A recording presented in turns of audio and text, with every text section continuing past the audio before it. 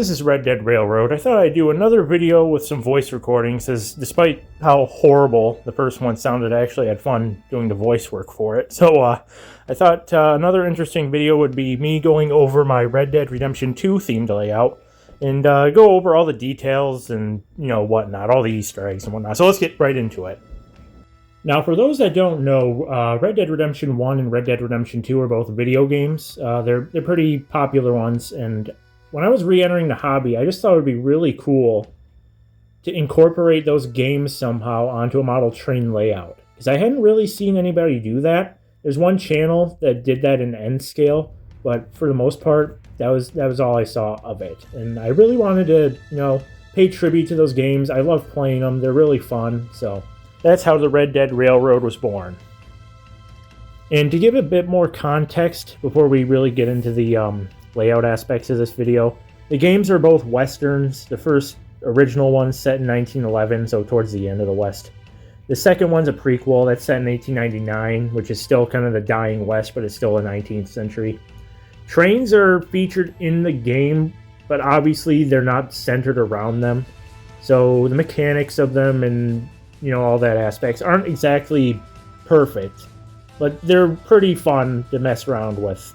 If you only have a basic surface level knowledge of trains, they're really fun to mess around with. But, if you know a lot about trains like I do, once you start looking a bit deeper into them, you'll notice the trains aren't quite realistic in a handful of aspects. But we're not going to get into the nitty-pick of that in this video. Anyways, though, starting to get into the layout, I chose the town of Valentine for the layout. And I chose Valentine because I really like the aesthetic of that town. I thought it was a really nice looking quintessential town. The mud roads were really cool to me. The town's layout was really cool to me.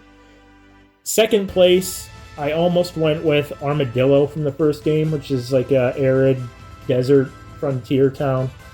A lot like the ones you would have seen in Sergio Leone westerns, but I personally don't exactly like the dry desert settings for models, so I ended up going with Valentine, just because I preferred the more Great Plains sort of grassy look that town had to offer. And also because I think Valentine, at this point, the second game is more popular than the first one. So Valentine is a lot more recognizable to people and a lot more iconic. And I just thought it would be really cool to have such an iconic town play a central role in a model train layout. So it was really fun to put it all together. Now, the layout itself is 4 foot by 6 foot. I built it that small because that's all the room I had at the time when I built it for. The table's split in half into 2 3 foot by 4 foot sections, so I can move it around and make it portable.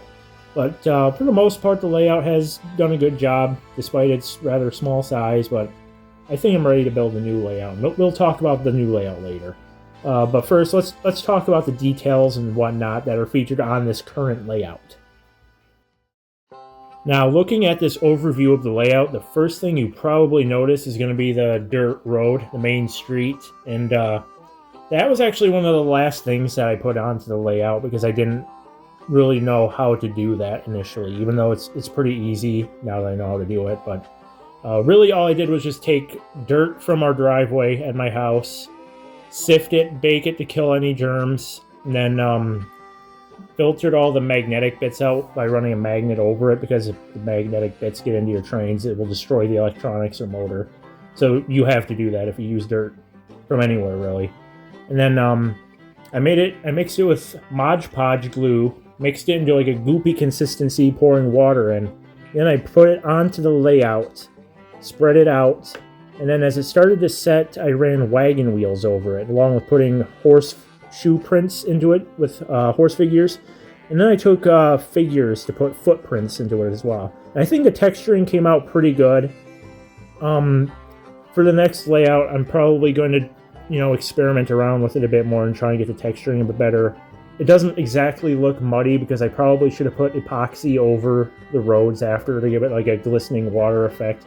But, that's something I'll do with the next layout's roads. The next thing you'll probably notice are all the buildings. The buildings are, now I'm probably going to butcher the name of this company. It's from Germany. It's either Cabri or Cabri. I'm assuming it's Cabri. Correct me if I'm wrong, please.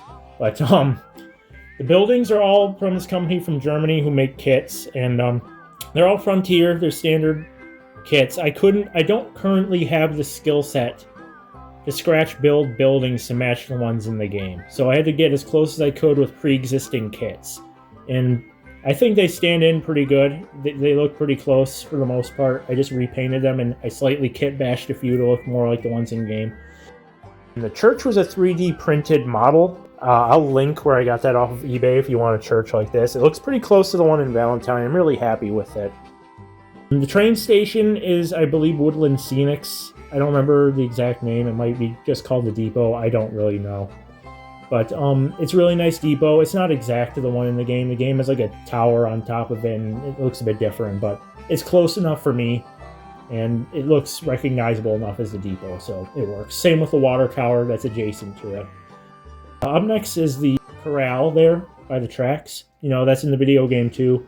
I put sheep in the corrals because that's what Valentine in the video game primarily is. They're a sheep livestock town. There's also some cows and pigs and one of the other little things in there, but you know, you can't really see them. It's mostly just the sheep. And then as we move on, we go down the tracks, we loop around, we see the blacksmith shop, another Cabri kit. We loop around, and then we come back up into this area that has a bunch of sidings. And as we go up into the siding that splits into two, we have a water tower that actually functions, which I really like that water tower. It's really cool. It's by Broadway Limited Imports, and it has sound too. I love anything animated for layouts. It's just really cool.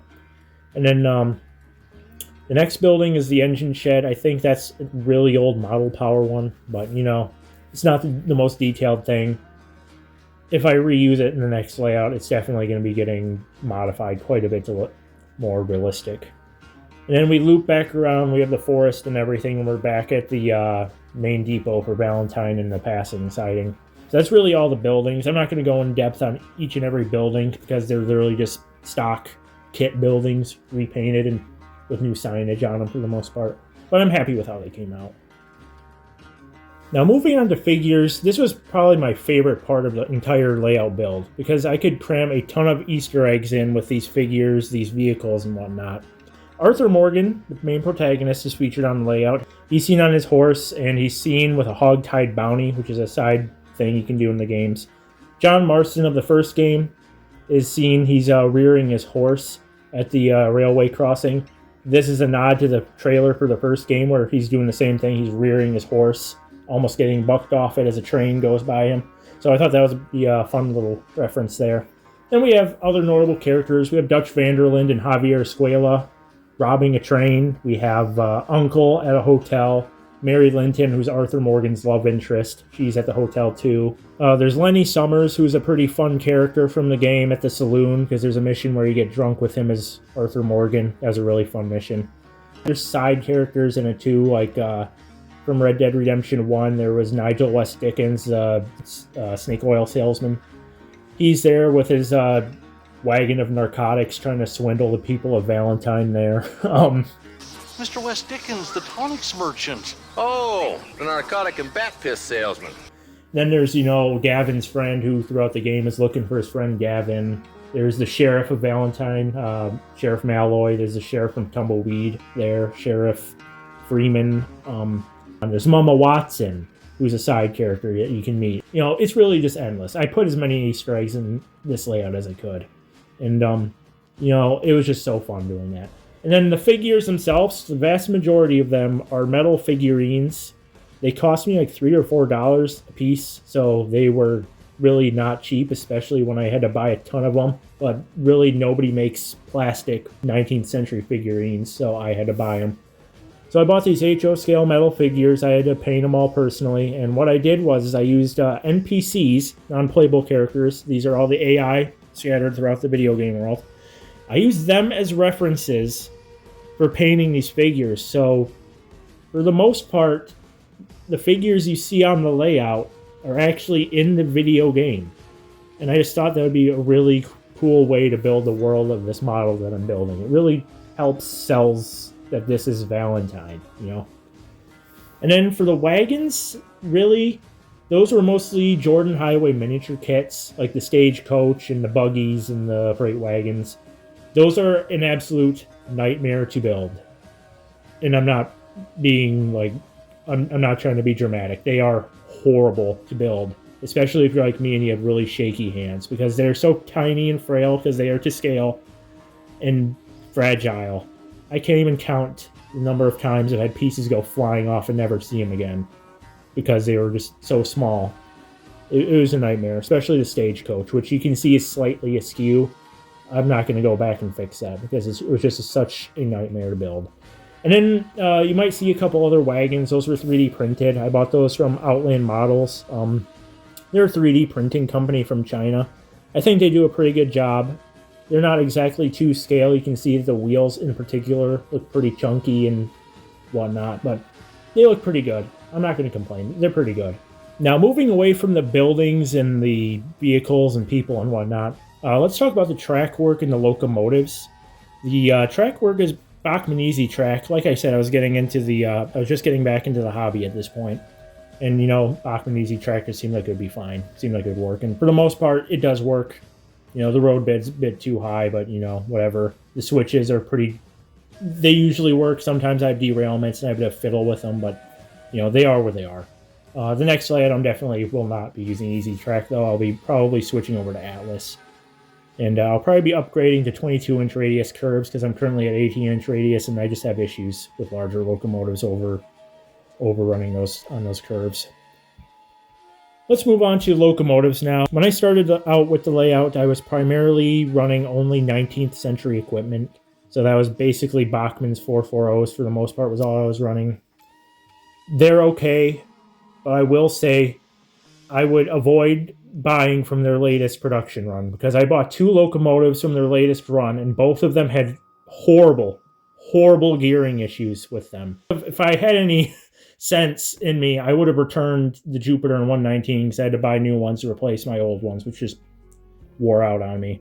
And they were just running just so god-awful. $300. They're charging $300 for these things, and you would think that they would at least be running fine.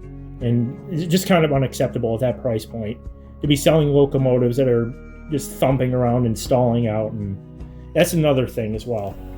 These locomotives stall like crazy. They don't have much pickups on them. I don't even think the front driver set picks up at all because they have traction tires.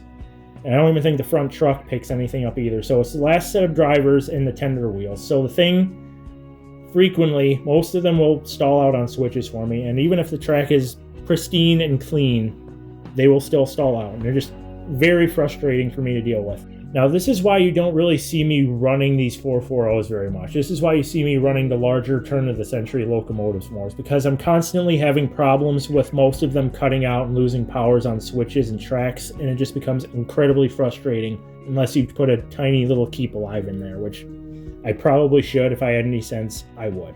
But I don't want to rant about those locomotives anymore because, let's face it, I could do it all day. Besides that, I started expanding from 19th century to turn of the century. I like the Spectrum models a great deal. The Spectrum 440s absolutely just demolish the 19th century ones.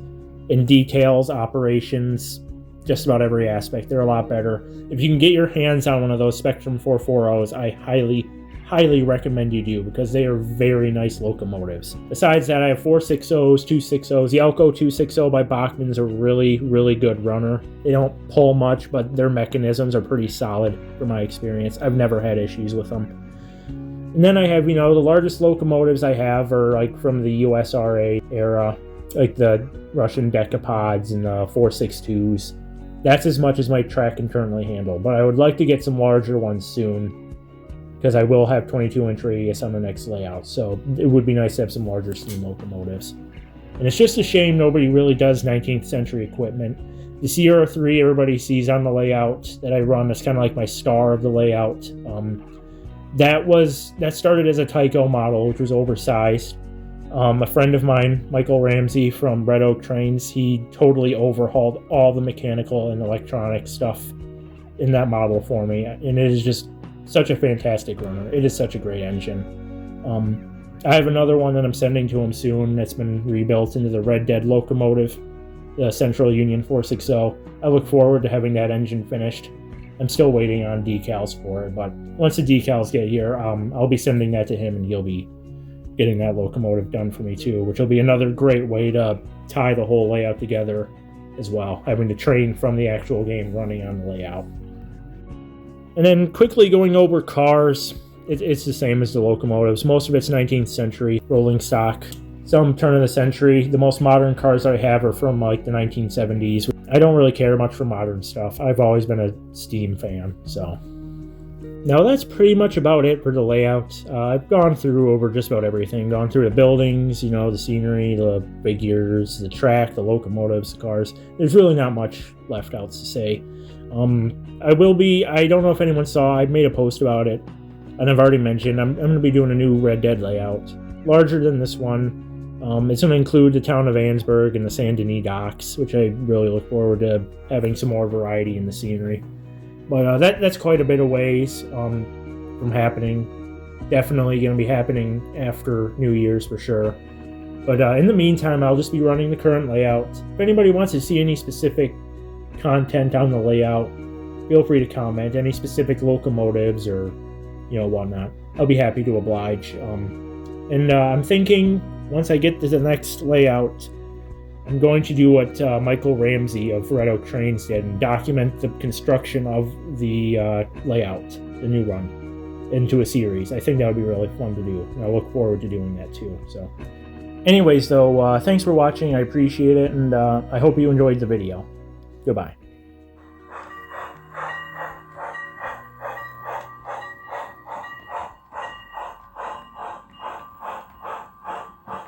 Just one more. As long as a goddamn train. Arthur!